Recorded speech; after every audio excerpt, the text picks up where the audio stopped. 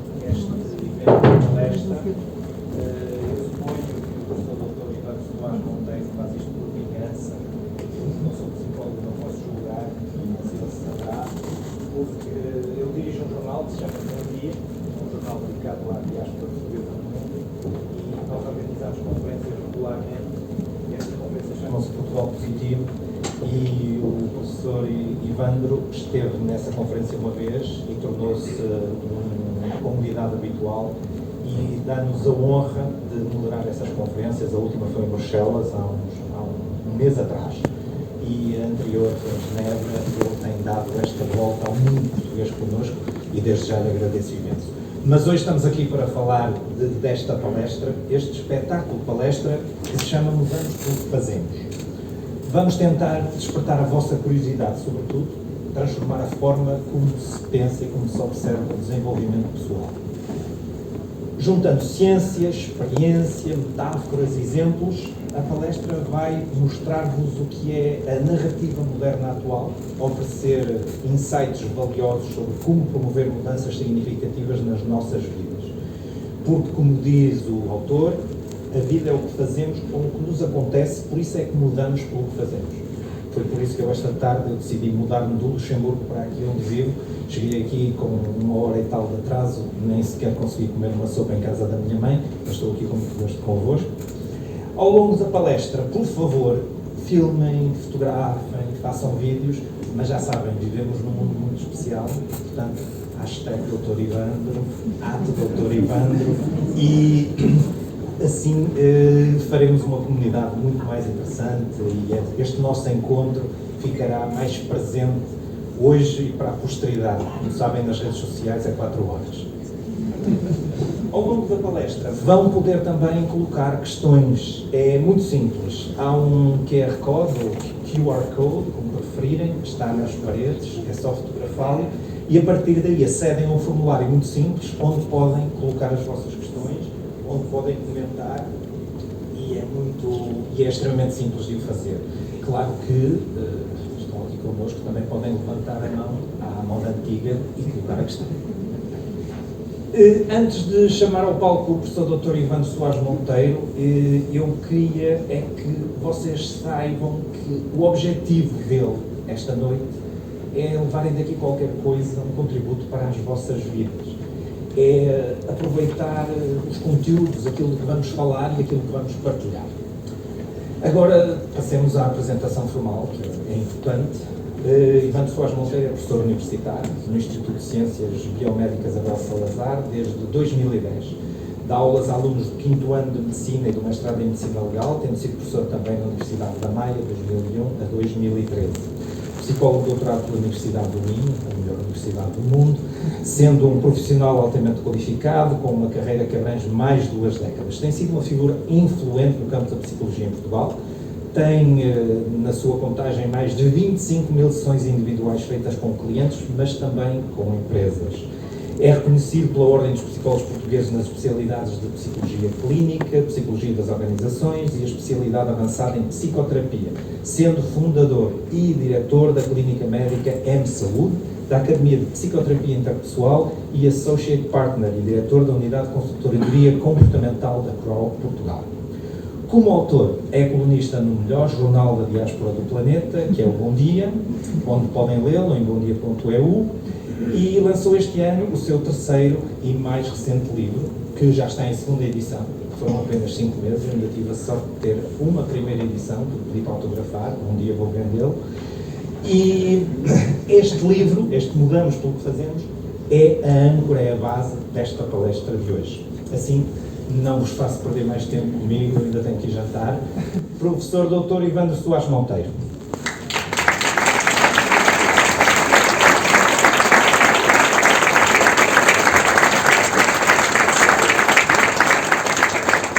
Muito obrigado a todos. Eu não sei se me conseguem ouvir, eu tenho o microfone de lapela, mas à partida eu acho que se eu projetar a voz conseguem todos ouvir até na parte de trás. Conseguem? Certo? Sim. Muito obrigado por terem vindo, com muito gosto e muito prazer que estou aqui hoje convosco para partilhar um pouco ferramentas e ciência e histórias de vida com metáforas e com exemplos para que depois cada um, à vossa maneira, possa utilizar para talvez olhar de maneira diferente para a vossa própria vida. Porque, acima de tudo, é esse um bocadinho a missão da ciência psicológica, é nós conseguirmos dar um contributo que as pessoas se conheçam melhor, não imitando ninguém, não seguindo ninguém, mas conseguindo ser capazes de criar à vossa maneira aquilo que encaixa de facto com a vossa natureza e com as vossas características. Eu queria agradecer, obviamente, a toda a minha equipa da M-Saúde, da Academia de Psicoterapia Interpessoal, da CRO Portugal, do Bom Dia, do Mais Negócio e da Agência Incomparáveis. Portanto, este evento é graças a eles também que foram dando força para que nós possamos, de facto, fazer este evento. O Carlos Semedo, que vocês tiveram no início, é um amigo meu de infância, que já nos conhecemos há muitos anos, fomos seguindo vidas diferentes ao longo deste caminho. Alguém que teve a coragem de mudar de vida, porque ele vem de uma área ligada à parte da matemática, professor de matemática, foi para a Inglaterra, professor universitário, e portanto mudou de vida e foi para professor de guitarra e virou para a música e para a arte. E de facto, quando nós descobrimos o nosso caminho e escolhemos e tomamos a decisão de ter a coragem de mudar de vida, de facto isso é realmente algo que nós podemos ver como um bom exemplo quando nós ouvimos de facto o que é que encaixa com o nosso caminho. Se repararam também, o Carlos toca várias com a guitarra tradicional, mas também a guitarra portuguesa. E trouxe aqui um pouco a guitarra portuguesa por causa da ideia de destino, que é uma característica muito nossa portuguesa. E o que é o destino? O destino não é nada mais do que a trajetória que nós vamos alinhada com um horizonte. E quando nós começamos a criar a ideia de que existe um destino, nós começamos muitas vezes a abdicar daquilo que pode ser feito hoje para nós construirmos o nosso próprio caminho. E isto serve para que, quando nós pegamos em vários estudos ligados às trajetórias de vida das pessoas, percebemos que o destino não é mais do que aquilo que nós fazemos em cada dia. E se nós olharmos um pouco para a nossa história de vida, a construção da nossa vida é feita de experiências. E as nossas experiências acontecem e são guardadas na nossa memória de acordo com o impacto emocional que essas experiências em certos contextos com determinadas pessoas causam na nossa vida. E quando há um impacto emocional, a nossa memória guarda. E se vocês repararem, tudo que vocês se lembram das vossas histórias de vida tem sempre a ver com as experiências que mexeram emocionalmente convosco. Porque se eu vos perguntar como é que foi o dia 14 de janeiro deste ano, ou o que é que almoçaram no dia 14 de janeiro deste ano, provavelmente, se foi o vosso aniversário, vocês se recordam.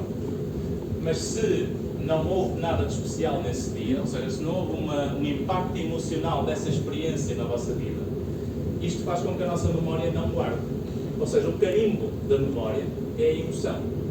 Portanto, nós temos que olhar um pouco para a nossa trajetória de vida como um conjunto de experiências que têm um impacto sobre as nossas emoções, que vão moldando as nossas características para que, através do impacto emocional, que geralmente o mais marca é o sofrimento, acaba por nos obrigar a refletir e a pensar. E quando nós podemos também conceber nesta narrativa, ou nesta explicação, é que a nossa experiência ou a nossa vida, quanto mais não encaixa naquilo que nós somos, mais a vossa consciência aumenta. Porque a vida, quando corre bem, nós pouco ou nada pensamos na vida. Mas quando a vida começa a ficar desalinhada com aquilo que nós queremos ou com aquilo que nós somos, a nossa consciência aparece. Para quê? Para nos causar um pouco de sofrimento, para ver se nós começamos a reparar mais nas coisas. Ou seja, de um ponto de vista da psicologia evolutiva, nós não olhamos para a consciência como uma ferramenta que nos ajuda. Nós não olhamos para o sofrimento, aquilo que o Carlos Rosas falava, de uma discrepância do eu real com o eu ideal. Quanto mais discrepante for aquilo que eu sou em relação ao que eu quero ser, mais essa divisão me fragmenta, entre aspas, o equilíbrio para eu conseguir analisar melhor a minha consciência. E para que é que serve o aumento da consciência?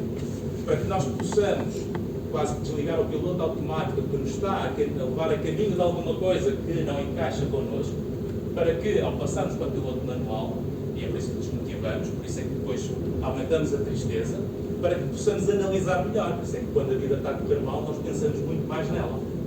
E essa consciência aumentada tem como objetivo proteger o nosso valor.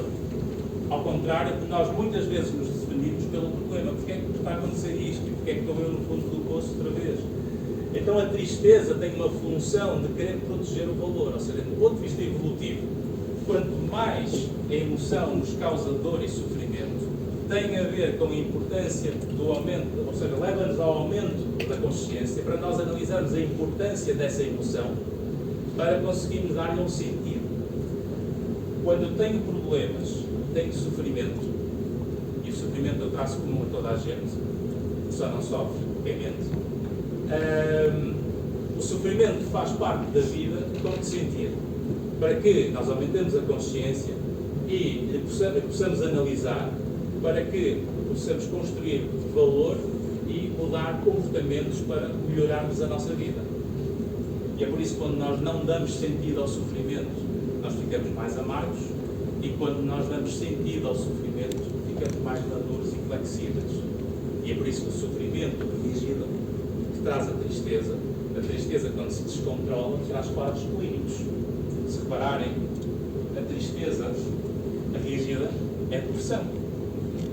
As preocupações rígidas são perturbações de ansiedade. Os medos específicos rígidos são fobias. E qual é o objetivo então? É que nós consigamos dar sentido a esse sofrimento para desbloquear, ou para nós conseguirmos fluir. Porque é isso que nos acontece. Quando nós entendemos as razões pelas quais nós sofremos, nós começamos a sentir uma maior flexibilidade emocional e um alívio, porque a consciência aumentou, E quando a consciência aumenta, eu trago uma redução da carga emocional. E quando eu consigo reduzir a carga emocional, aumenta a facilidade com que os comportamentos surjam. E é por isso que esta organização entre pensamentos, emoções e comportamentos, quanto mais sincronizada for, mais nós conseguimos funcionar no nosso mundo.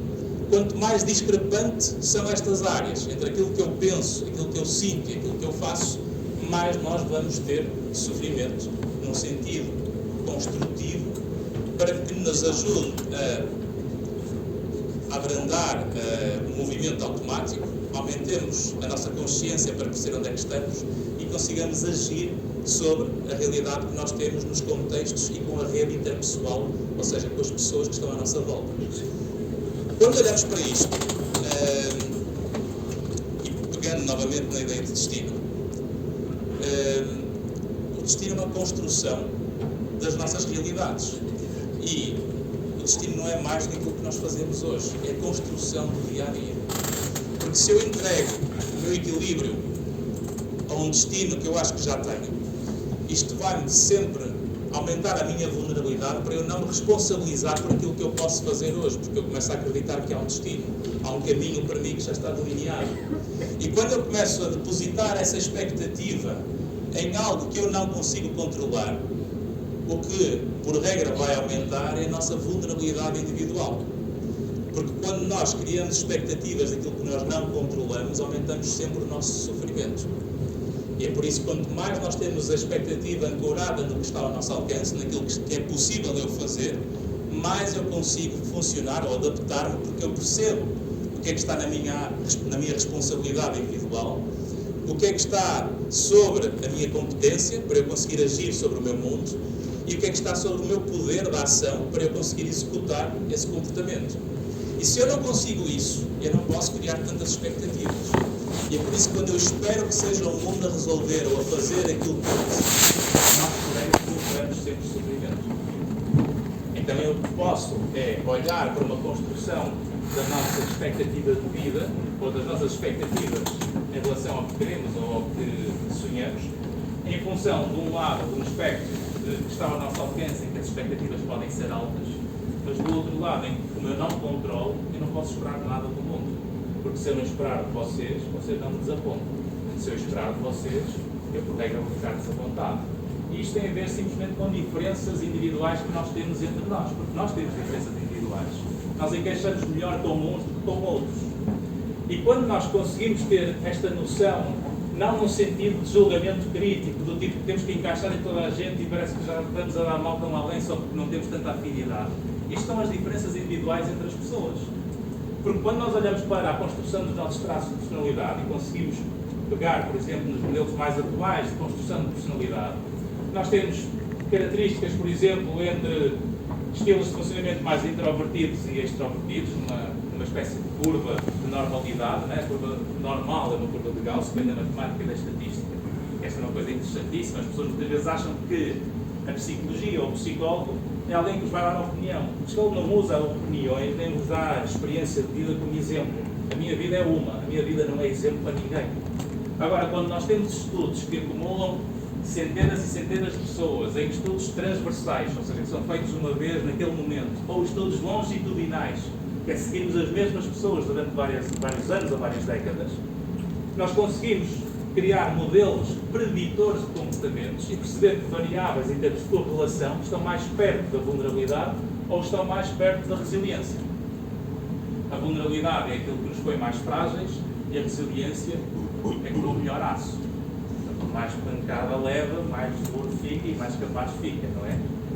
E nessa trajetória nós percebemos que as construções dos nossos traços de personalidade têm essas âncoras de acordo com esses dois espectros, essas duas faces da mesma moeda. Temos a introversão que vai até a extroversão, temos, por exemplo, o estilo de comunicação que vai de um lado mais rude até um lado mais amável ou demasiado amável. Temos, por exemplo, a forma como nós nos organizamos em termos de métodos de trabalho ou de organização pessoal, que vai desde um lado mais metódico, perfeccionista, até um lado mais desleixado ou desorganizado. Temos um outro, que é o nosso espectro ligado à forma como nós lidamos com os erros, com a falha e com a culpa, que tem a ver com o lado neurótico ou psicótico. de um lado ao outro também. E por último, a forma como nós lidamos com o desconhecido, ou seja, uma atração pelo desconhecido ou uma aversão pelo desconhecido. E agora reparem que nós podemos ter uma relação com alguém e, sei lá, eu sou alguém que sou mais extrovertido e estou numa ponta do espectro. E temos química e apaixonamos por alguém que está na outra ponta do espectro, que é introvertido. Amor, nós complementamos um ao outro. Tu és o meu yin, eu sou o teu yang. Tu és a minha noite, eu sou o teu dia. Tu és o meu dia, não é? Marte, Vênus, a ordem e caos, meu Deus, estamos feitos um para o outro. Sim, amor, vamos nos juntar. E de repente começamos a viver juntos. Querida, caminhada, eu vou começar a sair todas as sextas. Sim, amor, tu sai, eu estou contigo, eu amo-te. Todas as sextas-feiras eu começo a sair. Passado 2 meses ou 3, isto vai ser assim todas as sextas. Mas vais começar a fazer isto? Oh querido, mas tu prometeste que nós andávamos muito sim, mas o que é que tu queres? Não é? Então o que é que será a prova de amor? É ela começar a vir comigo todas as sextas? Será a prova de amor eu deixar de sair todas as sextas? Começamos a ter broncas e conflitos interpessoais. Um é muito organizado, o outro é muito desorganizado. Então nós estamos a funcionar um com o outro e pronto, e realmente nós muitas vezes procuramos alguma desorganização quando nós somos muito perfeccionistas. Parece que há uma química que atrai a pessoa. Tipo, meu Deus, eu queria ser tanto como tu, não ser tão obcecado com as coisas. Estás à vontade, vamos começar a viver juntos. E começamos a viver juntos, chega a casa, sei lá, deixa o casaco no meio do caminho, deixa os sapatos, troca a roupa, esquece da roupa no meio do caminho. E eu digo, bom, não vou arranjar problemas, não é? Portanto, eu amo tanto, não vou dizer nada. Não é? No dia seguinte já não é só os sapatos, o casaco, já está o cascol, já estão as cuecas, já estão as meias, eu não pôs as meias na roupa suja, os sapatos ficam na sala e sentimos aquilo no ar e continuamos a dizer não, se calhar eu não vou dizer nada porque se calhar estou aqui a ser com a minha característica obsessiva, não vou ser injusto com ela porque ela não merece isso, eu amo tanto. E passam 1 mês, 2 meses, estamos no domingo, os dois juntos, acabamos de cozinhar, estamos na mesa. E eu começo a olhar para ela e ela não está neutra. Tem assim uma aura negativa à volta. Passa-me o arroz. E ele lá, então é esse. Não sei, passa-me o arroz. E o que é que aconteceu? Foi o acumular de situações em que eu, ao não me exprimir, acumulei tensão, que depois me tornou mais falso, e depois inibiu o funcionamento espontâneo das relações. E isso o que é que leva? Leva a que uma das regras das relações humanas, conflito adiado é conflito agravado. Portanto, eu tenho que ser capaz de começar a falar das coisas quando eu começo a sentir que não está em condições. E portanto vou partilhar. Olha, já reparei que se calhar nós temos este estilo diferente, realmente eu se calhar preciso de uma lopada do teu lado, queres assim alguém mais uau, não é? Assim mais barata que eu gosto, mas assim também demasiado, assim também pode fazer um bocadinho de esforço. E pronto, e nós não vamos fazendo ajustes. Porque quando nós olhamos para essa distribuição normal, da curva normal, e quando falamos de normal não estamos a dizer se é melhor ou pior, ok? Hoje em dia nós transformamos uma curva normal, parece que estamos a oprimir ou a fazer mal a alguém quando dizemos que é normal ou não é. E não é isto que se fala em ciência. Quando dizemos normalidade é onde está a maioria e onde há menos pessoas a comer peixe. Então é a minoria. E quando nós transformamos a linguagem com o julgamento, nós deixamos de poder conversar a sério sobre as coisas. E quando nós deixamos de conversar a sério sobre as coisas, não partilhamos a informação certa para que consigamos funcionar em conjunto. E quando nós não conseguimos funcionar em conjunto, porque não partilhamos em condições, nós começamos a fazer suposições. E quando eu começo a fazer suposições, começo a ficar desconfiado do outro. E se vocês começam também a ficar desconfiados, também começam-se a esconder nas vossas características. E quando nós começamos a inibir o nosso funcionamento, nós começamos de facto a não mostrar quem somos para nos conhecermos melhor uns aos outros. Então começamos quase que a ter opinião de grupo. E quando nós começamos a ter opiniões de grupo, sem termos a nossa própria opinião individual dentro do grupo, nós anulamos a nossa própria identidade. O que faz com que eu comece a perder a minha responsabilidade individual de ouvir o que eu sinto para aquilo que encaixa comigo. depois me leva ao aumento da vulnerabilidade emocional. E se eu aumento a minha vulnerabilidade emocional, aumenta-me o medo, o que me começa a inibir a coragem de fazer o que eu preciso fazer para funcionar melhor. Então, quando olhamos para esta trajetória de vida, a nossa memória, que é essa construção de experiências, do impacto das emoções, melhor dizendo, a nossa memória é o resultado do impacto que as experiências têm nas nossas emoções, que depois vai organizando a nossa trajetória de vida. Então, isto só mostra uma coisa, que se não há destino para ninguém, é não ser aquilo que nós escolhemos fazer e construir. Portanto, se eu quero melhores memórias, eu tenho que ter novas e melhores experiências. Se eu não acrescento vida à vida, a minha vida é a que eu tenho. E se a minha vida que eu tenho não me é suficiente, e eu estou quase que a querer reorganizar a minha vida sem acrescentar vida, eu não consigo criar resultados diferentes com as mesmas trajetórias, com as mesmas pessoas, com os mesmos contextos, porque eu não saia do mesmo sítio. E isso é o que faz com que, se eu não consigo criar realidades novas para poder comparar, as minhas visões tornam-se muito mais absolutas e não relativas. Porque quando vocês começam a ter mais experiências, vocês começam a aprender a relativizar as experiências. E essa relativização das experiências constrói valor. O que, por exemplo, reduz os medos. O que, por exemplo, começamos a perceber que, de facto, a maior parte das diferenças entre nós são só diferentes. Não são melhores nem piores. Porque se todos nós nos conhecermos o suficiente, isto vai fazer com que, por exemplo, eu consiga perceber que se calhar eu encaixo num mundo em que o meu mundo é se calhar um campeonato regional, o de outra pessoa é um campeonato nacional, o outro é um campeonato local e o outro é internacional e está tudo certo. Uns gostam da frente de loja, outros gostam do armazém, uns gostam de estar com pouca gente, outros gostam de estar com muita gente. O problema é quando eu começo a funcionar num registro em que o mundo e os contextos à minha volta me ensinam a comparar o meu valor em função dos outros. E quando eu começo a organizar-me dessa forma, eu vou-me desorganizando internamente, porque eu começo a comparar muitas vezes com aquilo que eu desejo. E é por isso que nós só vemos o que nós desejamos. E geralmente aquilo que nós desejamos leva sempre a um grau de comparação em que nós somos sempre a pior versão. E quem se vê na pior versão, geralmente aumenta a frustração, o que depois desmotiva para a ação, o que depois facilita a inveja, por exemplo, no comportamento social. E portanto, isto, quando se começa a organizar esta complexidade das várias áreas, da forma como nós temos as nossas características mal geridas dentro de certos contextos, com certas pessoas, nós temos que entender quem são as pessoas que nos expandem e quem são as pessoas que nos atrofiam. Porquê? Porque, mais uma vez, a nossa memória não funciona. Vocês, ao contarem a vossa história, vocês não contam como um filme. Vocês contam a vossa história como uma manta de retalhos organizada de forma semântica ou com significados que vos vai dando sentido à vossa própria vida. Mas é a maneira como vocês dizem essa própria história é que vai definindo o vosso modelo de funcionamento. E como prova disso, e nós construímos memórias com os 5 órgãos de sentidos: audição, visão, olfato, paladar e tato.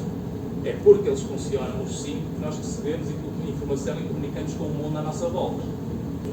Isto só mostra que a vida é muito mais uma construção de realidades em que nós podemos narrar a nossa história pelo lado que nos põe mais vulnerável ou pelo lado que nos põe mais resiliente. E é por isso que as histórias de vida ajudam-nos muito a interpretar muito essa maneira de funcionar, não é? E isto faz-me lembrar o exemplo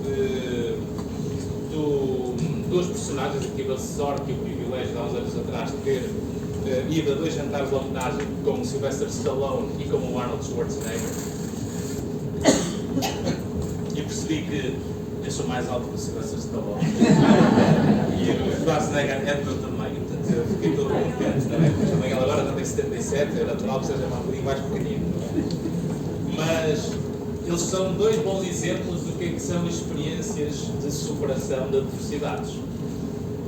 Eu, há um mês atrás, estive na Áustria e fui visitar a casa do Arnold Schwarzenegger, que ele transformou em museu, no sítio onde ele cresceu, na aldeia de Thal, T-H-A-L, uma espécie de Labrujo da zona. E ele cresceu naquela casa, que era uma casa onde ele sofreu de muita violência física e negligência emocional, em que a mãe era fria emocionalmente, apesar de algumas variações de afeto ao longo dos anos. O pai era polícia, era o chefe da polícia local, era simpatizante nazi, era no fim da Segunda Grande Guerra que ele nasceu, e a educação foi toda feita sobre o regime de violência e de quase que treino militar. Ele, para tomar o pequeno almoço, tinha que fazer abdominais, flexões, para conseguir só depois ter acesso ao pequeno almoço. Para além dos cintos que levava, da forma como o pai puxava pelo cabelo, como é que depois vimos lá a escada, que ele ia para o segundo andar, e o pai lhe puxava pelas pernas, ele batia nos queixos, e portanto uma série de adversidades durante esse desenvolvimento. Tinha um irmão, que era o Meinhardt, que era o protetor, era o irmão mais velho, não é? Que portanto morreu num acidente de automóvel aos 17 anos, tinha ele 13 ou 14, ficou sozinho nessa altura, ainda mais desamparado. Começou a treinar e a ganhar músculos e a ter como ídolo Reg Park, que era o culturista mais famoso na altura, para ganhar força. Ele quis entrar na musculação e no culturismo para fazer frente ao pai, para conseguir ganhar corpo, para conseguir lutar contra o pai. Até que depois começou a sonhar algo de dizer: este não é o mundo que encaixa comigo, eu tenho que ir para o mundo, para a América, porque o desconhecido atraía mais do que a aversão ao desconhecido a suportar o que tinha. E é por isso que quando nós conseguimos usar as experiências que nós temos para proteger o nosso valor, porque é isto que nós muitas vezes esquecemos, é que a tristeza existe para nos ajudar a reparar melhor nos problemas, para construirmos as soluções. Esta é a função da tristeza. É para nós conseguirmos parar o momento automático, conseguirmos analisar melhor a nossa vida, por forma a que possamos analisar soluções e perceber onde é que o nosso instinto de sobrevivência e de adaptação funciona melhor. Quando vamos, por exemplo, também para uma organização da própria estrutura neurológica, o que nos permite criar projeções da nossa vida é a zona do córtex pré-frontal, que do ponto de vista neuroanatómico, na história evolutiva da neuroanatomia, o córtex pré-frontal é uma projeção que vem do córtex motor. E, portanto, se eu conseguir prever, sem ter de passar pelo comportamento, as realidades possíveis, eu se calhar consigo aumentar a probabilidade de sobrevivência, porque tenho essas visões, essa forma de construir alternativas, sem ter de passar pelo comportamento ou pela experiência em si. Então, esta capacidade de analisar a vida a partir dos problemas ajuda-nos a fazer melhores escolhas. Porquê? Porque a tristeza existe para proteger o valor. Porque nós sabemos que namoramos ali, é por isso que o sofrimento aparece, para querer proteger o valor. Porque é quase que tipo, olha, estás a parar para trás, é para sair daí, é para conseguirmos puxar para cima, para voltarmos ao equilíbrio. E é por isso que o fator preditor que nos protege é a esperança. A esperança é um dos preditores, por exemplo, para os riscos de suicídio ou o suicídio consumado, é não permitir morrer a esperança, porque a esperança protege. E a esperança tem a ver com alvos. E era isso que o Schwarzenegger tinha. Ele criou o alvo no mundo que ele não conhecia, na América, que era tudo sonhado e imaginado na cabeça dele, a partir do guia das revistas de culturismo. E mandou cartas para os ídolos dele a dizer: eu quero treinar consigo. Estão aqui as minhas fotos em anexo e adorava treinar consigo. E o que é certo é que foi convidado para fazer uma viagem para a África do Sul para treinar com um dos campeões na altura, que era esse que estava a viver na África do Sul. Acho que era o Reg Park, esse. Depois, entretanto, ele foi obrigado a ir para uma militar, e a sorte é que ele sempre teve muito bom humor, ou seja, ele foi sempre usando como ferramenta o humor para lidar com a adversidade. O humor é um dos melhores mecanismos de defesa que nós temos para a dor e para o sofrimento. E com isso ele então começou a mandar essas cartas para os campeões, mandou também cartas para o Joe Wilder, daqueles batismos de proteína, para a América. Começou a concorrer para campeonatos europeus de musculação e de culturismo, começou a ganhar, até que depois o Joe Wilder convidou para ir para a América, ficou pagando o bilhete, e ele lá foi com a sua mochila, com o dinheiro que tinha no bolso, que poupou, e começou a ajudar o Joe Wilder na marca Wider, a mandar assinaturas por correspondência para as pessoas que gostavam do culturismo, e depois ele percebeu que os americanos aqui nos ginásios, ora bem, treinam 2 horas, vão para a praia apanhar sol para ficarem morenos, depois treinam mais 2 horas no final do dia e não fazem mais nada. Ele foi estudar, o Schwarzenegger tirou o curso de economia, ele é economista, também tem o doutoramento também do Wisconsin, mais tarde, e conseguiu o seu primeiro bilhão na área imobiliária antes de chegar ao cinema. Ele começou depois a perceber que a carreira de musculação ou culturista estava a chegar ao fim, aos 20 e poucos anos, então começou a entrar também nas redes interpessoais ligadas ao mundo artístico que ele gostava, e começou a perceber que ele também era alvo de gozo, porque ele era um armário à beira das outras pessoas. Então ele começou a ser convidado para as festas, começou a ser convidado porquê? Porque ele percebeu que era o macaco do circo. Então ele, aceitando que a única forma de eu me entregar e de integrar no meio era eu aceitar a diferença que eu sou em relação aos outros, eu provavelmente com o meu humor eu consigo me adaptar e aproximar das pessoas que me deixam ser aquilo que eu quero ser. Então essa preocupação, essa procura, através da forma como ele mergulhou em contextos diferentes, com pessoas diferentes, em que nunca se anulando no meio desses grupos, ele começou de facto a adaptar-se e a funcionar para descobrir os caminhos certos para ele. Isso levou a que ele começasse a fazer investimentos imobiliários, a pôr a meta de que eu, para entrar no cinema, só aceito a partir de salários para ator principal. E todos diziam, sim, tu vais ver que conseguir ser um ator principal com esse corpo, com esse também que nem cabe na câmara, e com esse nome, Arnold Schwarzenegger, não é? Quer dizer, vais mesmo conseguir isso. E ele, mas nunca ninguém conseguiu. Não, hoje em dia os ídolos é o Al Pacino, é o Robert De Niro, é o Clint Eastwood, quer dizer, tu não cabes na câmara, não é? Ainda portanto com esse sotaque ninguém entende, não é? Então ele começou a ter aqui uma característica que é muito comum para nós conseguirmos ultrapassar as nossas dificuldades. É que quanto mais nós falhamos, menos falhamos. O deixar de falhar tem a ver com o não desistir. Quem não desiste consegue ultrapassar muito mais as suas falhas, precisamente porque não abandona aquilo que o faz sofrer temporariamente para os ganhos posteriores. Então isto leva-nos um pouco para a importância de que, quando nós sabemos organizar a nossa narrativa e as nossas experiências de vida com um sentido, com uma forma de dar sentido ao sofrimento, nós conseguimos criar mais valor.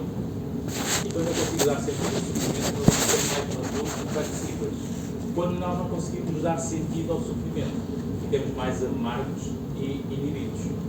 E isto tem sempre a ver com a qualidade dos contextos que nós estamos inseridos e com a qualidade das pessoas que nós temos à volta, que é uma coisa que nós muitas vezes nem reparamos ou deixamos estar porque tem que ser. E isto leva-nos a perceber que a vida é sempre uma construção de interpretações das nossas experiências entre um lado que nós controlamos e um lado que nós não controlamos. Vai em conta do que eu disse no início, das expectativas. Quanto mais para o lado que eu não controlo, mais baixas têm a ser as expectativas, e quanto mais para o lado que eu controlo, mais altas podem ser as expectativas, porque eu tenho poder para isso.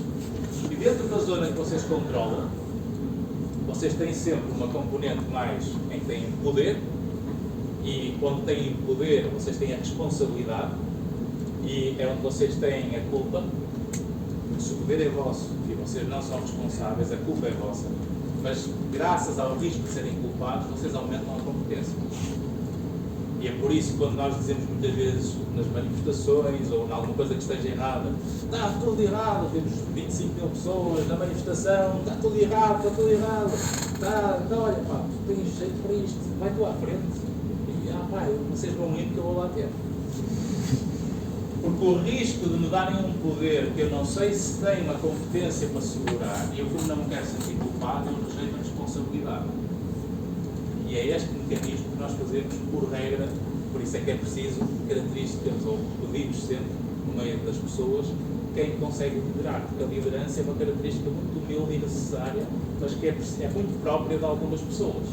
E isso é bom para nós conseguirmos delegar ou entregar essa responsabilidade a quem sentimos que pode fazer melhor do que nós. No sentido em que, se calhar eu faço melhor uma coisa que o outro faz melhor outra coisa do que eu. E isto faz-nos viver em comunidade de forma muito mais harmoniosa. Quando eu esgoto esta zona de poder, ou seja, se eu não tenho poder para resolver, nem a competência para resolver aquilo que está ao meu alcance, então eu passo para um poder parcial, que é uma zona de influência. Essa zona de influência é aquilo que vai depender dos contextos que eu mergulho e da qualidade das pessoas que estão à volta. Porque há contextos que nos fazem bem e há contextos que não nos fazem tão bem. Há pessoas que me dizem que os sítios que eu mais gosto e que me dá mais paz é ir à praia, ver os pulos, ouvir o mar, as gaivotas. E quando é que foi a última vez que você foi lá? Foi durante a pandemia. E depois eu estava morada na zona geográfica e está a 1,5 km da praia. Ou seja, então, o que é que aconteceu nos últimos 2 anos e meio? Porquê? Porque a pessoa vai muitas vezes abdicando daquilo que está ao seu alcance e escolher fazer e só faz aquilo que são as responsabilidades e os deveres. E quando nós passamos a viver apenas só em função de responsabilidades e deveres e esquecemos de fazer escolhas daquilo que nos faz bem, a vida vulnerabiliza, a vida aumenta o risco de sofrimento, como uma forma de alarme para nos dizer que é preciso acrescentar isso. É isso que faz a nossa consciência. Um estudo engraçado que mostra que, por exemplo, quando nós temos uma vida estável, previsível, as coisas estão bem, e é por isso que as pessoas dizem muitas vezes, eu tenho casa, tenho carro, tenho trabalho, eu não percebo porque é que estou assim, a sentir um bocado um vazio. E quando nós vemos que um dos fatores mais preditores para uma sensação de vazio é a vida demasiado previsível, sem nada de novo. E se nós passarmos, por exemplo, entre 6 meses a 9 meses, em que cada dia é altamente previsível, a nossa natureza começa a trazer-nos uma sensação de vazio. Para quê? Para queremos acrescentar vida. E é por isso que nós começamos a não saber o que é que nos falta, porque ao fim e ao cabo, quando olhamos para os factos, temos tudo. E é por isso que nós precisamos de alguma imprevisibilidade, precisamos de novidade. Isto faz lembrar a Winona Ryder, que é um bom exemplo de algumas atrizes e atores, que quando a vida corre bem e basta quase que estalar os dedos e aparece tudo o que querem, que a Winona Ryder foi assaltar uma loja de lingerie, foi presa, foi a tribunal e finalmente tem emoções. Foi preciso entrar numa experiência diferente para conseguir ter uma agitação. Ou seja, quando nós temos esta hipótese de podermos agir de forma parcial numa zona de influência em que podemos aumentar certos contextos que nós sabemos que nos fazem bem e nós não escolhemos fazê-lo, a nossa natureza vai nos trazer mais consciência e mais risco de sofrimento para nos ajudar a aumentar a probabilidade de o fazerem, porque está em falta. E é por isso que é muito importante ouvirmos o que é que o nosso instinto nos diz. Porque o instinto fala connosco. Todos nós temos um instinto. E quando nós não conseguimos analisar esse instinto ou conseguir ouvir esse instinto, que geralmente aparece como um sussurro quando nós ainda estamos bem treinados, é como se fosse aparecer ali qualquer coisa no fundo da nossa consciência a dizer vai lá para a frente. O que é que os outros vão pensar? Não é? O que é que a minha mãe vai dizer? O que é que o meu pai vai dizer? E o que é que os meus amigos, o meu parceiro, o que for. Ou seja, quando vocês sentem que a inibição vem de fora para dentro e não de dentro para fora, vocês começam a aumentar sempre a vossa vulnerabilidade para o desequilíbrio e para o sofrimento. E a natureza aumenta-vos a consciência para vocês repararem nisso. Não é para vos fazer mal, não é nenhum castigo. Estão a castigar. A construção da origem da consciência, melhor dizendo, a construção da origem de Deus, por exemplo, tem a ver, desde os primeiros textos dos papiros antes de Cristo, no tempo dos Sumérios, tinha a ver com a construção ligada à consciência. Porque a consciência é uma espécie de Deus sobre nós, para nós conversarmos connosco, para nós trazermos uma versão melhor do que aquilo que nós somos. E é por isso que quando eu consigo organizar aquilo que eu tenho poder e aquilo que eu tenho influência, eu se faço tudo o que está ao meu alcance nesta zona, é muito mais fácil aceitar aquilo que eu não controlo, que é a outra parte. Ou seja, zona de poder, zona de influência e zona de aceitação. A zona de aceitação eu não controlo, portanto eu não tenho expectativas. E como eu não controlo a minha relação com os outros ou com o mundo, eu tenho que perceber que eu geralmente começo a julgar o outro por causa desse meu erro de interpretação.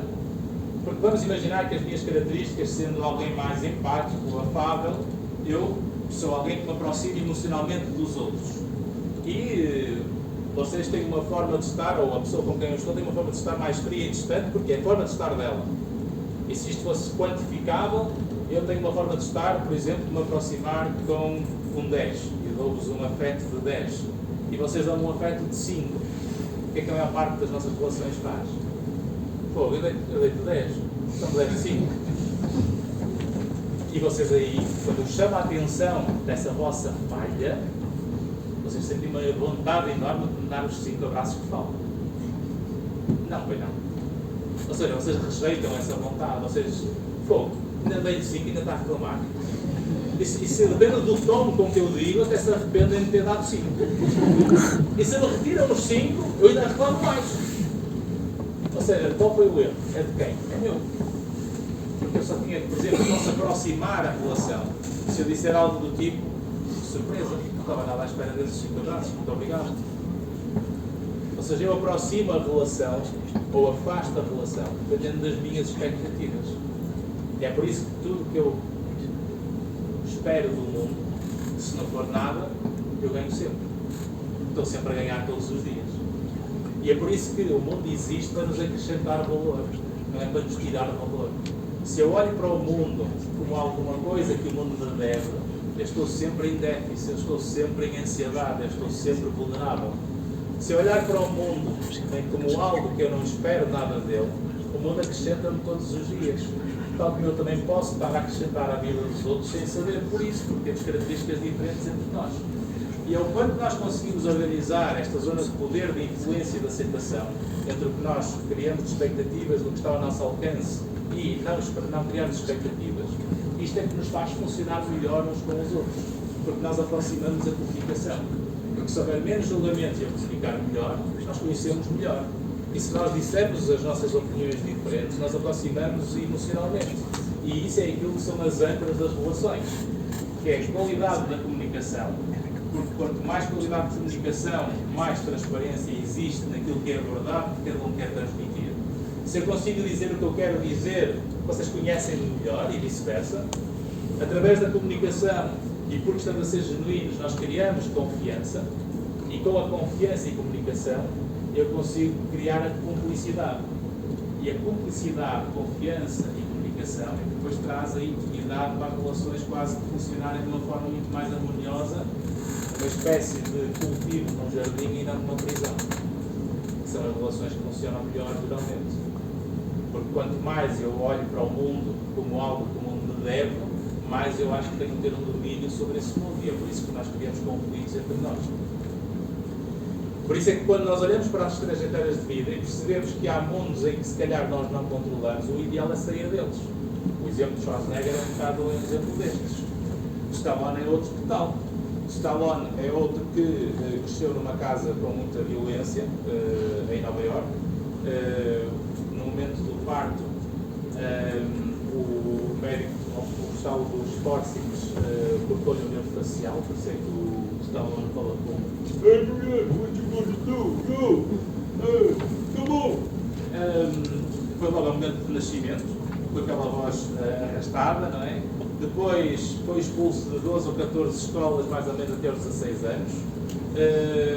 Deprimiu várias vezes, começou a perceber que a escrita era algo protetor para ele.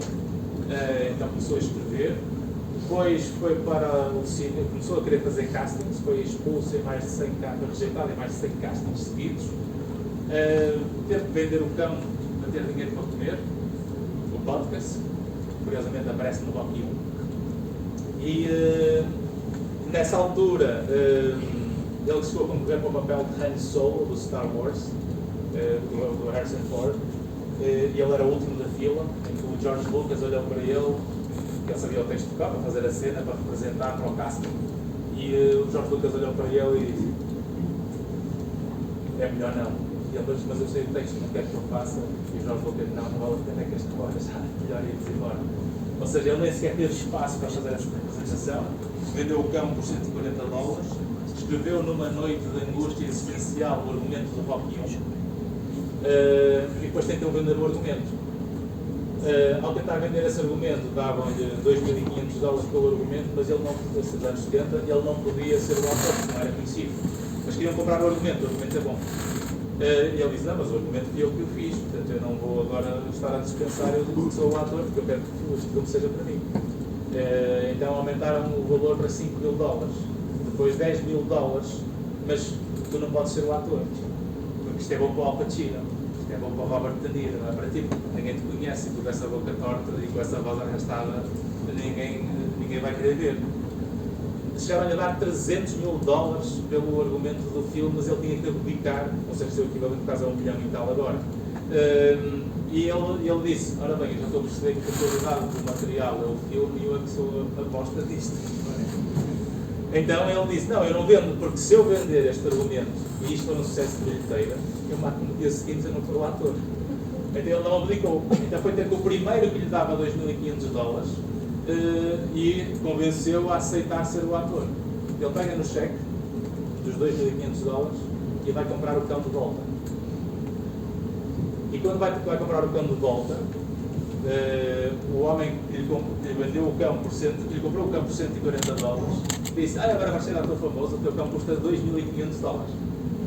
E ele entregou o cheque. E exigiu, exigiu que ele aparecesse no filme inclusive. Portanto, ele está lá no Rocky 1, na plateia, no meio dos combates, e o cão pode fazer o filme. Depois ele então fez o filme ficou pronto numa estante lá nos estúdios da Metro Goldwyn Mayer, e o Frank Sinatra, isto foi a história que ele contou em Londres, o Frank Sinatra ia aos fins de semana a ver filmes para o estúdio, e tinha lá as cassetes e começou a ver o filme, e gostou.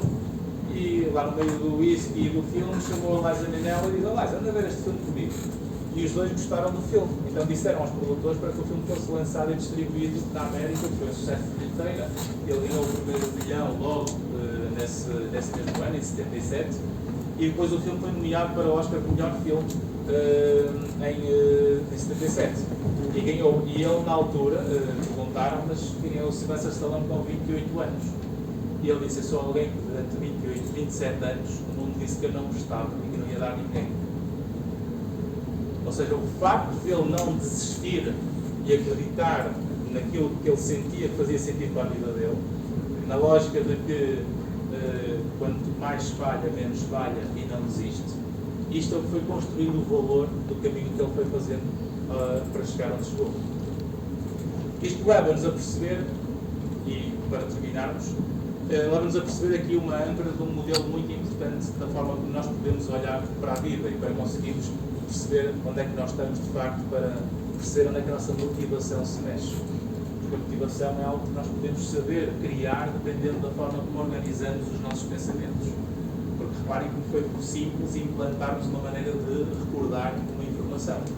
Por isso, se nós conseguirmos ser mais metódicos, a sermos capazes de organizar o pensamento para gerir melhor as emoções, nós vamos ser muito mais capazes depois de alinhar comportamentos com aquilo que encaixa com a nossa natureza, com aquilo que nós somos. E dependendo dessa forma de organizar as trajetórias e dependendo do esforço que cada um está disposto a fazer, de acordo com o autoconhecimento, porque quanto mais nós nos conhecemos, mais somos capazes de aguentar fases de sofrimento temporário para criar valor permanente. É o sabor do resultado, o prazer no cume da montanha, depende do esforço no processo de subir essa montanha. E é por isso que é muito importante nós percebermos que o custo do resultado tem a ver com o esforço do processo. E isto leva-nos então a esta forma de percebermos que a vida tem sempre as três áreas muito simples. Nós temos um passado, que é o que foi, temos um presente, que é onde estamos, e temos um futuro. O passado existiu, foi uma realidade. O presente existe, é outra realidade. O futuro nunca existiu. O futuro é uma utopia. O futuro é um alvo, é um sonho, é uma mira para nós conseguirmos alinhar comportamentos no presente com o caminho que nós queremos. E eu só consigo delinear um processo quando eu consigo ter uma visualização muito nítida do alvo que eu quero. Isto é uma das coisas mais frequentes, por exemplo, na área da psicologia do desporto. É o quanto eu consigo ter uma visualização nítida e clara, em que quase que está de tal forma focada que eu não consigo ter outro rumo ou outro caminho alinhado com isso, que me põe num estado quase de flow no presente para eu conseguir chegar onde eu quero. Quando nós vemos desta forma, e é este o mal hoje, uma das narrativas que mais impera na comunicação social e nas redes, pelos algoritmos, é que nós medimos muito do nosso valor de comparação. E tudo que são vidas que eu tenho, que é minha, com vidas passados que não são os meus, ou com horizontes que não são os meus, se eu faço comparações constantes, eu geralmente estou a fazer comparações que me põem sempre na pior versão. E quando eu comparo o presente com o passado, eu comparo duas realidades que existem. Então eu aqui posso fazer uma comparação que provavelmente é justa. O meu passado, o meu presente. Se eu hoje estou a conseguir fazer algo melhor do que eu ontem fiz, eu hoje estou, se calhar, num mundo melhor do que nunca em relação a onde eu estava. Mas quando eu digo que eu devia estar naquele futuro, porque ali é que eu devia estar, ali é que é o mundo certo para mim, eu devia ter isto, eu merecia isto.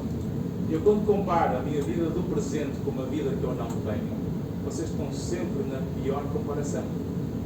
Então isto significa que eu quando uso mecanismos de comparação para um futuro que não existe, eu não estou a conseguir criar força nem motivação. Eu estou a aumentar a minha frustração. E nenhum de nós constrói motivação com frustração. Então eu tenho que perceber que eu não posso fazer comparações com o futuro. Os alvos, os horizontes, os sonhos, são algo que nos inspira. Isto é a metáfora dos heróis. Porque é que nós todos vamos ver filmes da Marvel? Porque é que vamos ver os filmes da DC Comics? Porque é que gostamos da mitologia grega? Porque é que gostamos dos deuses gregos? Porque é que os contos trazem uma representação metafórica daquilo que é a nossa natureza no seu auge melhor? Todos aqueles valores, todas aquelas histórias servem para nós alinharmos o presente com algo que nos faz tornar melhores que aquilo que somos. Mas todos os mundos que não existem são mundos que nos inspiram a querer chegar lá, mas não podemos comparar com esses mundos. Porque eu se tenho um caminho que eu estou no ponto 1 e quero chegar ao 10, quando eu chego ao 5, eu digo, fogo, estou no 5, mas ainda faltam 5. Depois chego ao 6, fogo, estou no 6, ainda faltam 4. Estou no 7, ainda faltam 3. Ou seja, sempre que eu chego a um degrau que eu nunca antes na minha vida tive, eu estou sempre a dar uma cacetada que me frustra na construção do processo. Então a minha motivação muito provavelmente vai desaparecer, porque eu estou a frustrar-me sempre que eu chego a um patamar novo. Então eu tenho que organizar as coisas numa narrativa diferente. Isso é que é tudo uma construção de narrativas.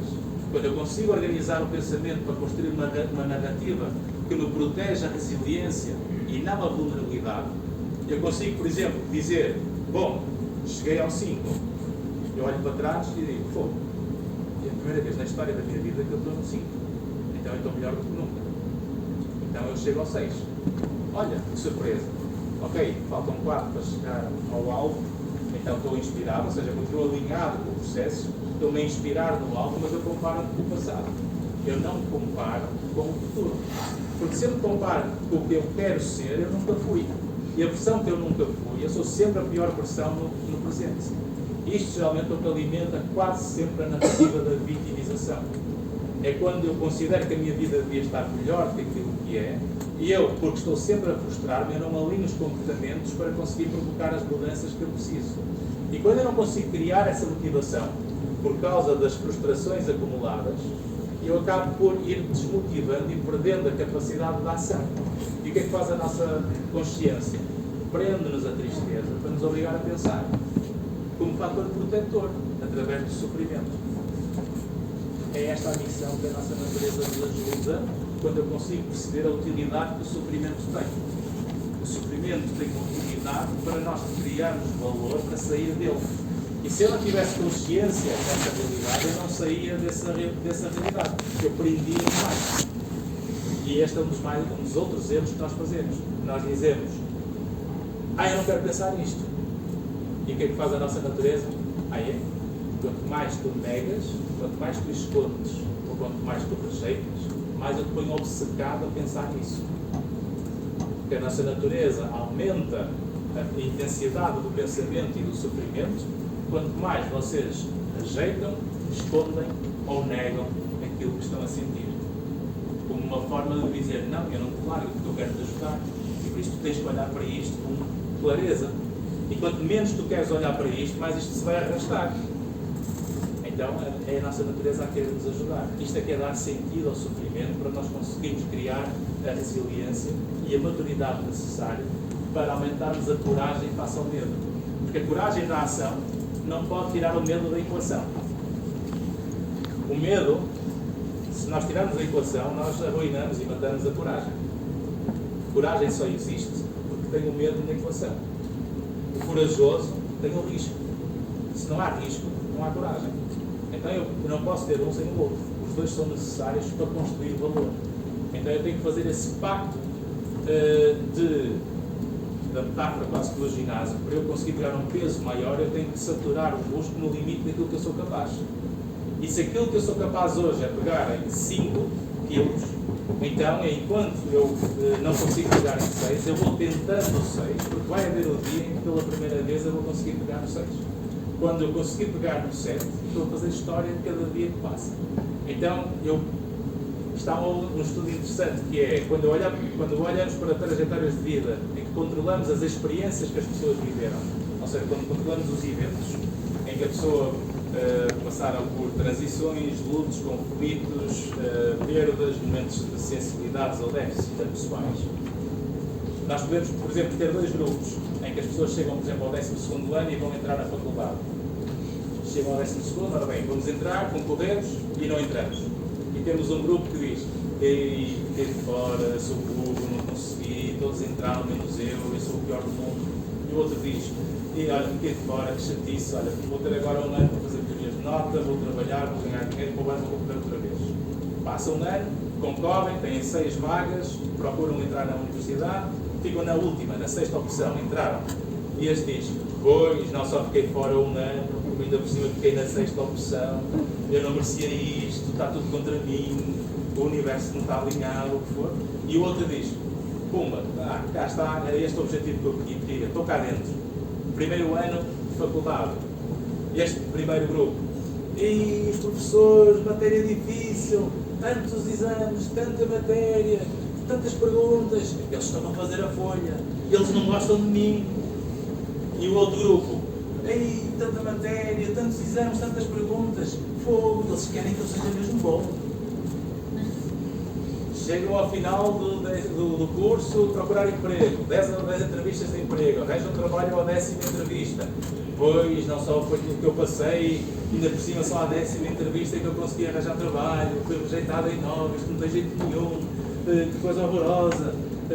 E o outro diz: olha, 10ª entrevista, consegui emprego, ainda bem que aquelas correram mal, que aquelas novas estavam a treinar, a melhorar o discurso, a perceber o que o mundo queria, e eu finalmente entreguei o que o mundo precisava, ou seja, como é que eu acrescentei valor ao mundo. Primeiro salário, 1000 euros. E 1000 euros, eu que estudei, que fiz isto, tem aquele que não estudou nada e consegue 2000 e eu estou com 1000, este mundo é muito injusto, está tudo contra mim. E o outro: ei, 1000 euros na minha conta bancária, malta, festa logo à noite, churrascada cá em casa. E vão fazendo isto a vida inteira. E depois chegamos a uma trajetória de vida, e um dos maiores estudos feitos nestas áreas é da Universidade de Harvard, com 75 anos. Pegamos nessas pessoas, agora são já com idades avançadas, e percebemos onde é que elas estão. O primeiro grupo geralmente é o grupo que traz mais doenças, que traz mais frustrações, que tem mais perdas ou mortes, que tem mais conflitos interpessoais, que não está tão bem de vida. Enquanto que o outro grupo construiu valor. E um vai dizer que eu tive muito azar na vida e o outro vai dizer que eu tive muita sorte na vida. O que mostra que as trajetórias de vida muitas vezes são iguais entre nós. O que nós fazemos com a vida que temos é que marca a diferença. E é por isso que eu termino com uma frase do livro, porque eu sou só um. Mas ainda assim, sou um. Eu não posso fazer tudo, mas ainda assim posso fazer algo. E não me vou recusar a fazer aquilo que eu consigo fazer, apenas por não poder fazer tudo. Assim, a vida não é o que nos acontece, a vida é o que é que nós fazemos com aquilo que nos acontece. É por isso que nós mudamos o que fazemos.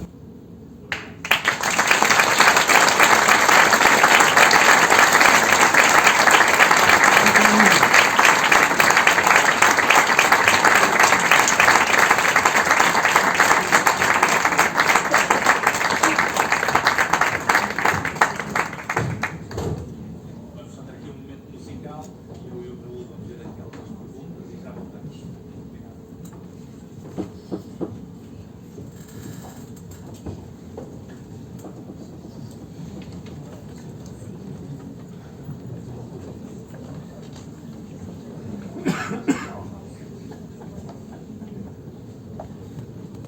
Um momentinho para a parte técnica e ainda tem que afinar.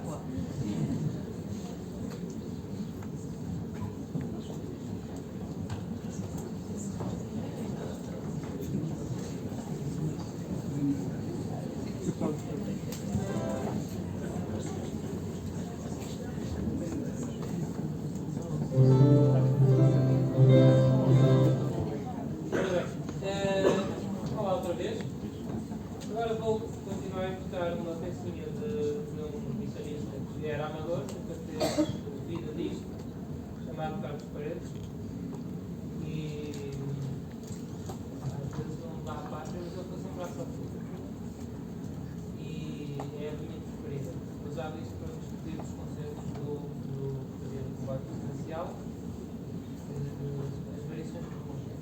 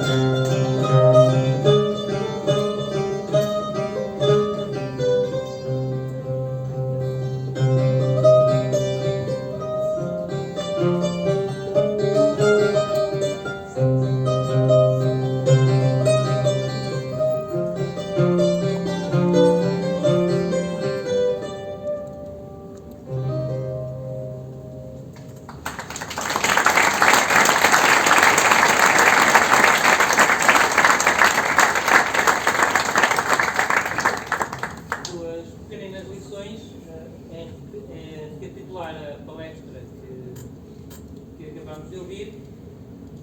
Primeiro, vou fugir ao estilo, vou fugir um bocadinho ao fado. E segundo, vou lançar-me aos leões. Vou tocar mais um tema meu, chama-se Unicórnio. Este tema é ligeiramente improvisativo. Quero dizer que eu escrevi os traços gerais e depois é como sair no dia, acabam por ouvir sempre qualquer coisa um bocadinho.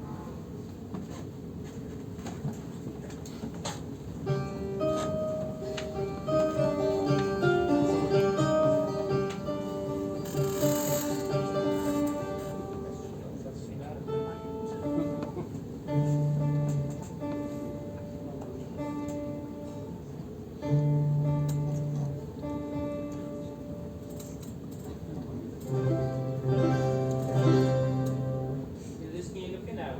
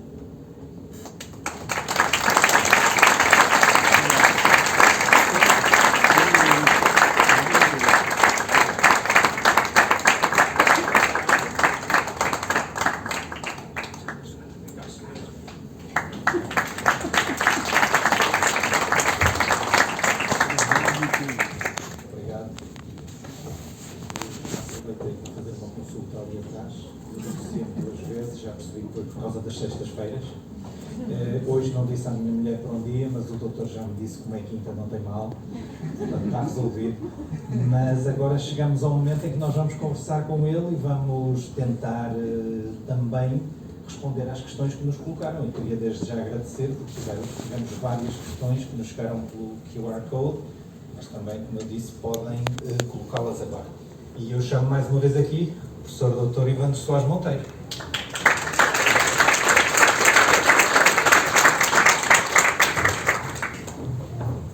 Eu, depois disto, tenho uma pergunta muito simples e antes de dar a voz ao público, estamos cada vez mais irresponsáveis, Dr. Ivandro? Bom, é uma ótima pergunta, de facto, não é? A responsabilidade tem muito a ver com a forma como nós lidamos com os nossos desafios e problemas. E a responsabilidade é tanto maior quanto menos desculpas eu dou para os meus problemas. Quando eu tenho um mundo que me facilita escapes para aquilo que está muitas vezes ao meu alcance, eu acabo por ir adiando aquilo que me compete ser feito para eu aumentar o meu sentido de responsabilidade.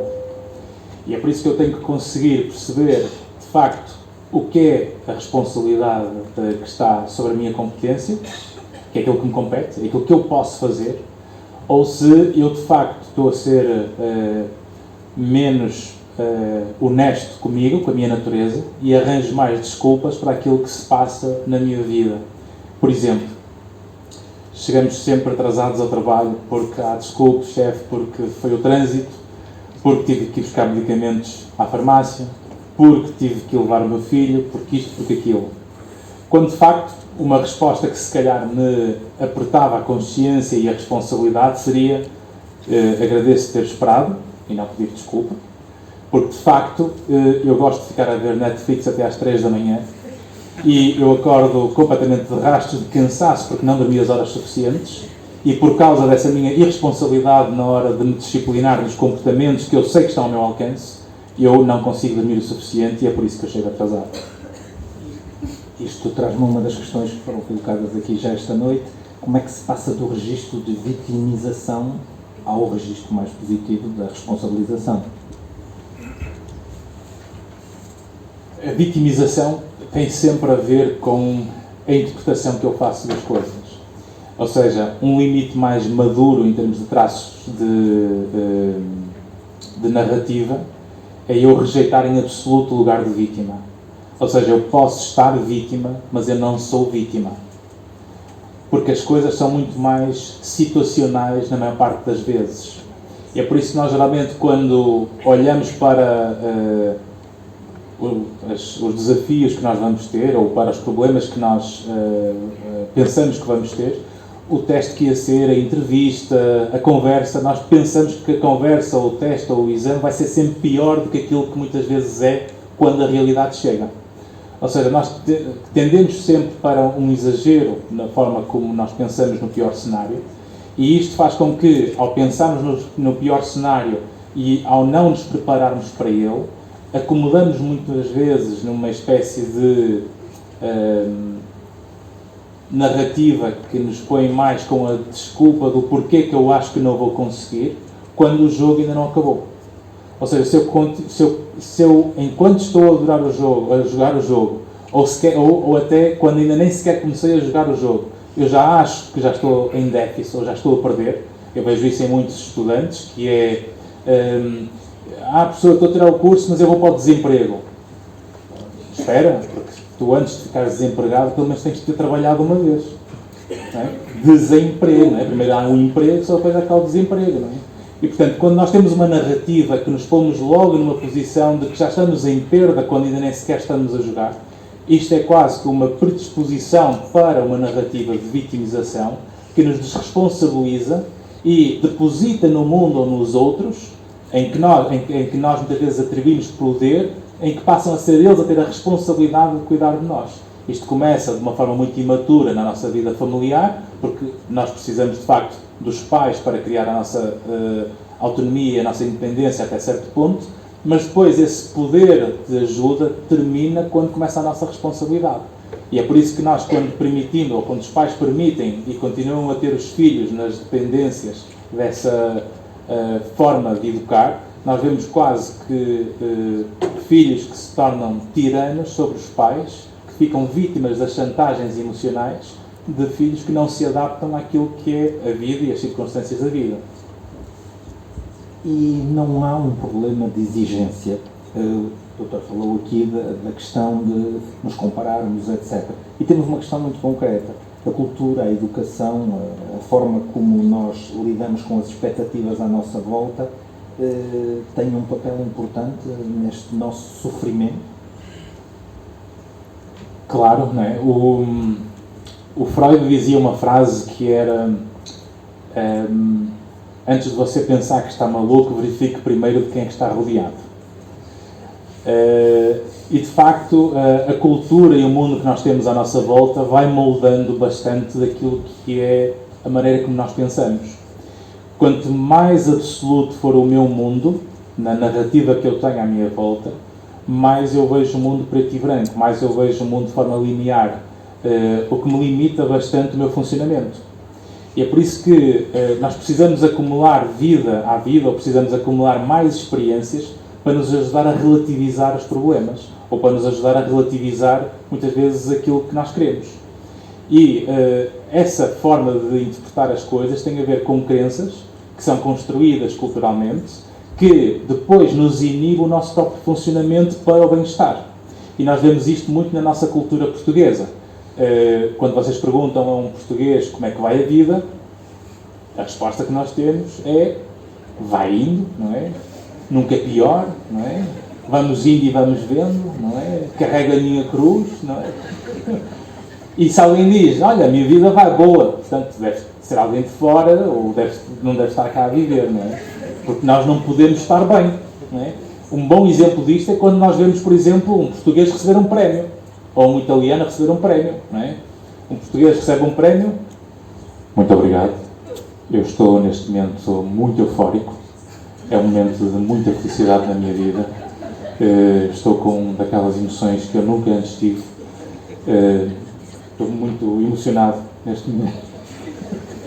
E é isto que faz com que nós passemos a ter uma resposta muito mais genuína, por exemplo, quando estão sem audiência ou sem as pessoas, quando estão sem gente quase, do que quando estão com o mundo à vossa volta. E quando eu começo a deixar que o mundo me anule as minhas características, ou que o mundo não me deixe dizer aquilo que eu quero dizer por causa daquilo que eu sou, eu começo a perder o mundo e o mundo começa a me afastar também. E nós afastamos até certo ponto e depois passamos todos a ter um comportamento de grupo que dizemos todos muito algo parecido, mas não nos conhecemos de facto. E quando nós temos uma relação com o mundo à nossa volta e estamos todos a dizer o mesmo, eu não preciso do João, nem do Pedro, nem da Maria, nem da Rita, porque eu posso substituí-los de forma aleatória, porque todos me dizem igual. Então, é o quanto nós conseguimos construir e comunicar as diferenças entre nós que nós vamos, de facto, nos conhecer. E quando eu mostro quem sou e tu te mostras quem és, nós vamos aproximar a nossa relação ou vamos afastar a nossa relação e está tudo certo. Não há um problema com isto. E é por isso que nós temos instintos que nos dizem que funcionamos melhor com uns do que com outros. E nós não temos que encaixar em todo mundo, nem todo mundo tem que encaixar connosco. E muitas vezes estas questões que vêm com as crenças e com a cultura, em que tens que gostar de toda a gente tem que gostar de ti, isto faz-nos criar uma ansiedade quase de separação ou uma ansiedade de funcionamento, em que a própria palavra ansiedade é eu depositar no mundo aquilo que muitas vezes estava na minha mão, só que eu, como não quero correr o risco de ser culpado, eu não quero a responsabilidade, nem quero o poder do meu lado, e é por isso que o poder fica do outro. E se tu não me dás o que tu deverias dar, então tu é que és o culpado. E então estamos todos à espera uns dos outros para que seja o mundo a mudar primeiro antes de nós. Porque nunca se esqueçam que as mudanças coletivas começam com o indivíduo. Eu mudo o meu mundo dentro do meu microsistema. E se eu mudar o meu, influencio as pessoas que estão à minha volta. E as pessoas que estão à minha volta, se também mudarem o delas, também ajudam a influenciar o meu. Porque nós somos uma espécie de... Nós todos cozemos de acordo com as formas onde nós estamos, mas vamos nos moldando às formas. E é essa relação entre aquilo que nós somos e a forma onde estamos, que se eu começo que não consigo, que não encaixo naquela forma, eu tenho que perceber onde é que eu posso expandir a forma, não é? E para isso eu preciso conhecer novas crenças, novos grupos, novas pessoas. Mais uma vez, eu preciso acrescentar vida à vida. Eu não consigo ter resultados diferentes com os mesmos contextos, com as mesmas pessoas, porque o meu instinto está-me a dizer que se calhar falta-me acrescentar algo. Temos aqui uma pergunta muito interessante que fala de datas. As datas que nos causam sofrimento. E a questão é, o que significa quando nós os apagamos de forma inconsciente? Eu gostei de ver que o inconsciente está entre aspas. Portanto, quando apagamos de forma inconsciente essas datas que nos fazem sofrer, o que é? É proteção? É cobardia? É ausência de consciência? Podíamos estar aqui 2 horas, mas vamos tentar fazer isto em 2 minutos. Geralmente, quando nós temos dificuldades em evocar ou lembrar memórias, é uma forma de nos defendermos para o sofrimento que essas experiências causaram na nossa vida. E, portanto, quando eu não sei o que fazer com o sofrimento do meu passado, nós geralmente tendemos a não querer falar dele para que ele não traga uma carga emocional para o presente. Então, uma defesa é eu rejeitar ou não querer pensar nessas experiências e elas ficarem quase com um bocado enclausuradas ou fechadas durante muito tempo. Mas há algo em nós que nós sentimos que está ali a fazer sombra. Ou seja, há qualquer coisa que nós sabemos daquela nossa história de vida, daquele nosso passado, naqueles contextos com aquelas pessoas, que nos trazem experiências que nos marcam e que nos estão a moldar e a influenciar o presente. E como é que nós podemos ver, por exemplo, que o nosso passado interfere com o presente? Ou quando é que nós podemos ter a consciência de que o nosso passado está mais resolvido no presente? É quando eu consigo contar uma história perturbadora da minha vida e não trago carga emocional no presente. Ou seja, é o quanto eu consigo contar uma experiência de uma forma, se calhar, bem-humorada ou sem trazer carga emocional de choro ou comoção, sobre algo que me foi muito difícil e que me causou sofrimento. Quando eu não consigo trazer essa experiência de uma forma saudável, porque não sei o que fazer com ela, a nossa natureza protege-se, não querendo falar nela, não querendo entrar nos detalhes. E é por isso que uma das regras, por exemplo, dos modelos de psicoterapia, quando são modelos bem feitos, estruturados e cientificamente sustentados, a psicoterapia não é o desabafo, ao contrário do que muita gente pensa. A psicoterapia é saber o que fazer com o que é desabafado. Aí é que o nosso trabalho enquanto psicoterapeutas começa, é saber o que fazer com o que é desabafado. Uma das regras da psicoterapia é que quando há experiências do passado que não servem para construir soluções ou resiliência no presente, eu não devo abordar esse passado. Ou seja, se a pessoa está a trazer uma experiência que traz dor e sofrimento, mas não sabemos para que é que isso serve no presente, o ideal é não falar. Porque isto aumenta o mau humor a todos. Porque se eu estou mal e tu estás mal, eu nunca me esqueço, eu quando estudava, eu demorava 1h30 a chegar à faculdade de comboio e demorava outra 1h30 a voltar. Portanto, eu tinha 3 horas por dia, que eu via as árvores a crescer todos os dias, eu lia livros, estudava e via muita gente no comboio. E depois era daqueles comboios que estava sempre 2 pessoas frente a frente e houve uma vez que eu apanhei um lugar disponível no meio de 3 senhoras com idade avançada e fui a viagem de 1h30 a ouvir as doenças que as 3 tinham. Em que a primeira dizia, dá-me Joanete, tenho uma artrose. E eu, tu nem imaginas, eu tenho Joanete, artrose e a cervical doendo. E eu tenho uma arritmia, para além disso tudo, não é?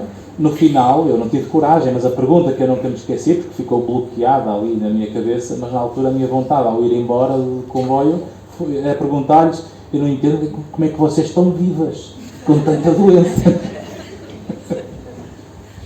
Vamos passar para outra coisa, vamos falar de terapia. Nós temos aqui uma questão que me parece muito interessante. É alguém que viveu no Brasil e que diz que quando chegou a Portugal ou voltou a Portugal e começou a fazer terapia, ficou desiludido ou desiludida. Esta pessoa está na sala e diz que pode desenvolver. Acha que os terapeutas portugueses não têm a mesma empatia que os brasileiros? Dr. Ivandro, como tem um bom conhecimento do Brasil e dessa realidade, como é que responderia? Vou pedir 1 minuto, porque a seguir temos outra pergunta que deve ser de colegas, e estão colegas na sala, e eu acho que devíamos terminar com essa. É uma excelente pergunta. Em primeiro lugar, há bons terapeutas em todo o lado e há menos bons terapeutas em todo o lado. E, portanto, muitas vezes há coincidências do destino que nos põem perante profissionais que podem não ser, se calhar, os que melhor encaixam connosco. E, geralmente, isto nas psicoterapias, muitas vezes é como um sapato de parada num pé, não é? Até pode ser muito bom, mas tem que combinar, muitas vezes, nessa relação. Depois, também tem a ver um bocado com essa questão das questões culturais, porque as questões culturais também dificultam a forma como se exerce a atividade da psicoterapia. Claro que eu vou ser melhor terapeuta na cultura que eu estou inserido e na cultura que eu conheço melhor. E se eu tenho a sorte de viver em 2 ou 3 países, se calhar eu consigo ter melhor capacidade de adaptação para fazer um apoio terapêutico nessas comunidades, porque estão mais próximas daquilo que eu conheço. Para além disso, depois é a exigência depois da formação em psicoterapia.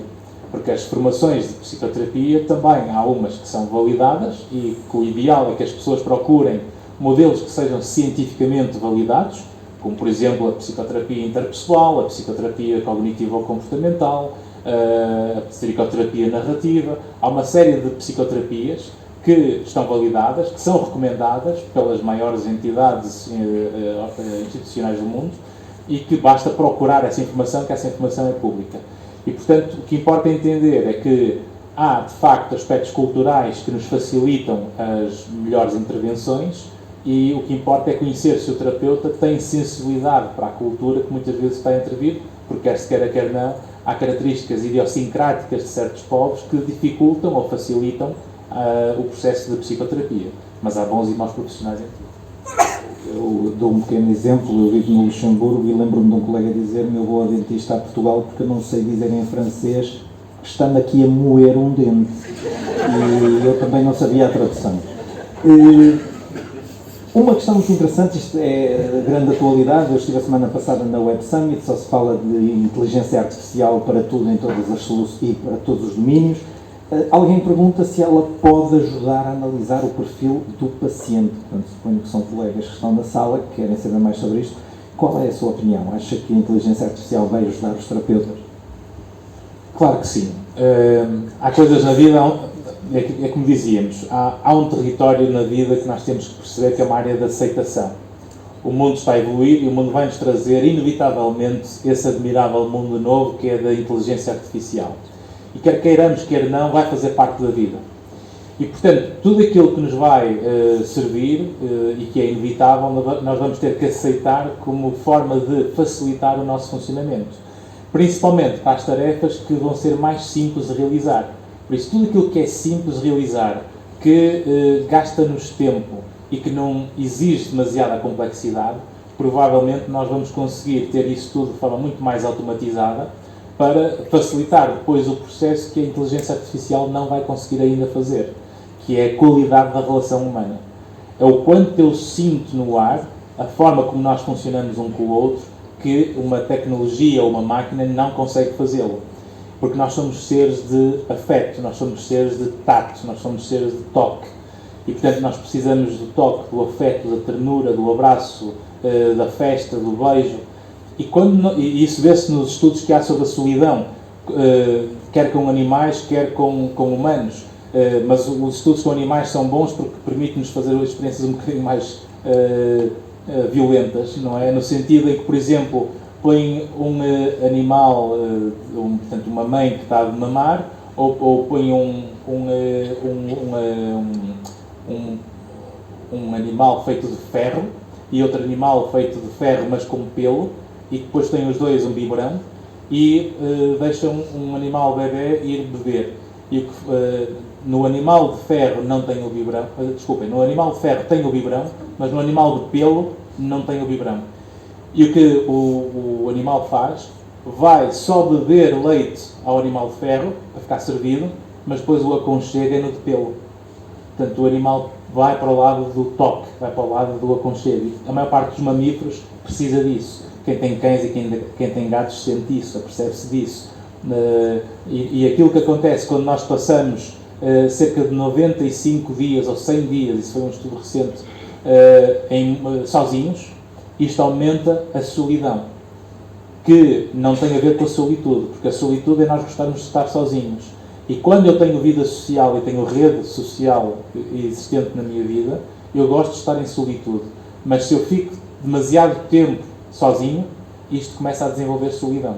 E é por isso que nós precisamos de relações humanas. E é muito mais importante nós sabermos escolher, por isso é que é muito importante nós escolhermos as pessoas que estão à nossa volta. Porque há umas que são de sangue e há outras que são de escolhas. E as de sangue nós não escolhemos, mas podemos mexer na frequência e na intensidade. E as escolhas, eu posso proporcionar e escolher potenciar isso. Não podemos ensinar os amigos a não regar a semente para manter as relações, porque depois eles esquecem-se de nós. Doutor Ivan, eu não resisto a mais uma pergunta sobre inteligência artificial. É que eu utilizo muito, fiz muitos testes com inteligência artificial, ChatGPT e companhia, e ele está um bocado no oposto daquilo que hoje nos disse aqui esta noite, porque ele responsabiliza completamente, ele é assim um bocado nhonhó. Quer dizer, eu chego lá e digo, o meu vizinho está-me a chatear, o que é que eu devo fazer para resolver o problema do barulho? E ele diz respostas assim de desresponsabilização total do vizinho e minha. Há também esse problema? Há, principalmente na pessoa que é mais imatura, que se esquece, que depois tem uma componente muito ética e moral da sua parte. Porque eu nunca estou a ser honesto contigo se eu usar um trabalho que te entrego quando ele foi feito por uma tecnologia, porque eu não estou a assumir isso. E eu, antes de estar a enganar a ti, estou-me a enganar a mim. Porque eu não estou a assumir a minha responsabilidade, portanto, eu estou basicamente a ser uma pessoa irresponsável e estou a ser alguém mais imaturo, em que estou basicamente a usar algo que, em vez de acrescentar aquilo que eu já estou a fazer, e posso assumir, olha, até utilizei isto para facilitar o meu trabalho, do que muitas vezes esconder para beneficiar de algo que, se eu não tivesse acesso, eu não teria o mesmo resultado. Então nós podemos usar as coisas e a tecnologia para acrescentar valor à nossa vida. É um bocado como as pessoas também na nossa vida. As pessoas existem muitas vezes à nossa volta para nos acrescentar valor. Porque se tu preenches algo que me faz inteiro, eu fico sempre mais frágil, porque eu vou precisar sempre de ti e vou-te responsabilizar para eu ficar inteiro. Então tu és o culpado da minha vida não ficar bem se tu não me deres o que eu preciso. Então eu vou estar sempre a aprender, estou a dar cabo de juízo. Se eu conseguir não precisar de ti, porque eu estou inteiro sozinho e sou honesto comigo nesse território, e se tu fizeres o mesmo comigo, nós temos uma relação muito mais saudável. Porque eu gosto de estar contigo, porque eu não preciso de ti. Então, porque tu acrescentas valor à minha vida em coisas que se calhar eu não consigo, mas tu consegues complementar com outras. Mas complementar é diferente de ser inteiro. Tu complementas porque acrescentas, mas eu não deixo de ser quem sou no meio dessa relação.